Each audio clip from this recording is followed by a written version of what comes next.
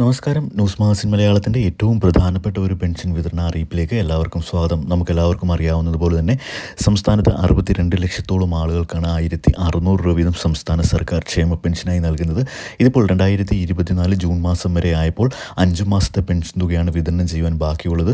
ഇത് സംബന്ധിച്ച വിഷയം, അതായത് ഇത്തരത്തിൽ പെൻഷൻ മുടങ്ങിയത് സംബന്ധിച്ച വിഷയം ഇന്നലെ നിയമസഭയിൽ അടിയന്തര പ്രമേയമായി പ്രതിപക്ഷ MLA PC വിഷ്ണുനാഥ് അവതരിപ്പിക്കുകയുണ്ടായി. ഇതിന് മറുപടിയായി നമ്മളുടെ ധനമന്ത്രി പറഞ്ഞത്, കൃത്യമായി എല്ലാ മാസവും പെൻഷൻ നൽകണമെങ്കിൽ 900 കോടി രൂപയാണ് സംസ്ഥാന സർക്കാരിന് ആവശ്യമായി വരുന്നത്. ഇത്തരത്തിൽ സംസ്ഥാനത്തിന് കേന്ദ്ര സർക്കാരിൽ നിന്ന് ലഭിക്കേണ്ട തുക ലഭിക്കാത്തത് മൂലമാണ് പെൻഷൻ മുടങ്ങുന്ന ഒരു സാഹചര്യം സംസ്ഥാനത്ത് നിരന്തരം ഉണ്ടാകുന്നത്. ഇതിന് വേണ്ട നടപടികൾ കൃത്യമായി സ്വീകരിച്ചു വരുന്നുണ്ട്.